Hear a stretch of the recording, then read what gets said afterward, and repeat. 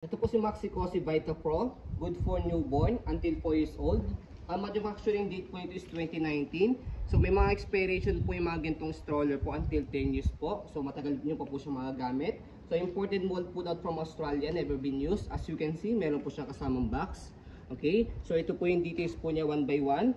So unahin po muna natin ang pang newborn. So ganyan po yung reclinable po niya or position po niya kapag pang newborn, higang-higa po siya. So as you can see, meron po siyang headrest pang newborn. So meron sa body. So pag toddler niya si baby, pwede niyo na pong tanggalin po yan para hindi na po siya masikipan pagka nakahiga or nakaupo. Okay, so na-adjust pa po itong headrest niya dito. So meron siyang button dito. Ayan. So ang purpose niya, para kung sakaling medyo maluwag po kay baby, yung head niya po dito sa headrest, masisikipan niyo po siya para mas comfortable po si baby. Okay? So sa ibang mga car seat, wala po niyan. Si Maxi-Cosi lang po na Vita Pro ang meron po. Okay? So yan. Kompleto po yung harness po niya sa pad. Okay? Ayan. Okay po yung lock niya. Kompleto. Wala po yung putol. So adjustable din po yan kapag toddler na. So adjust po natin. So ito po yung number 1 position niya pagka newborn. Number 2. Okay. Number 3. So yan, number 3. Number 4, pang upong-upo na siya. Okay, so ina-adjust po yan dito sa ilalim. Meron po yung kulay pula. Okay, so pagka toddler po, so meron po siya ditong pinapress na steel para mag-loose po itong harness po niya. Ma-adjust nyo po yung seat po niya. Okay, so press natin itong steel na to. Angat natin. So atakin po natin itong harness niya and then press nyo po ito para tumaas po siya pag toddler na. So ayan, ganyan po siya kataas kapag toddler na po. So it depends po yan sa laki timbang ni baby kung kakayanin po ng 4 years old and up. Okay, suitable po siya or approximately po siya hanggang 4 years old.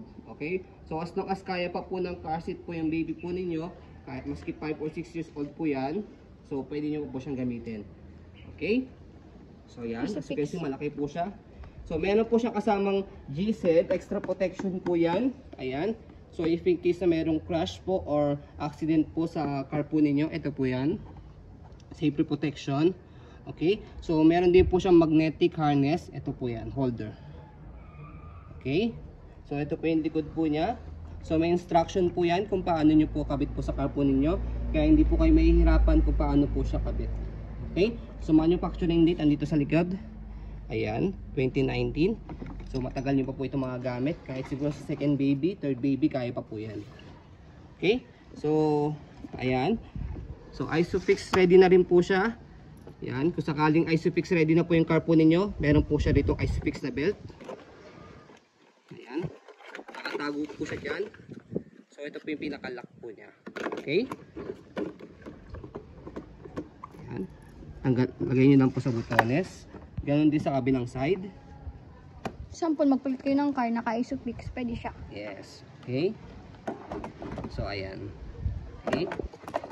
Ito lang siya. May So, kahit hindi naka-Isofix yung car po ninyo, pwede po siyang manual.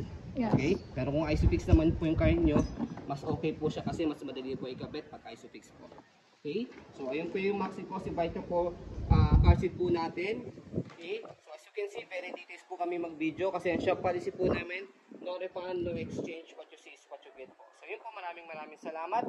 Have a nice day and God bless. By the way po, additional po, so award winning po itong car seat na to. As you can see, most satisfied customer 2021 Canstar.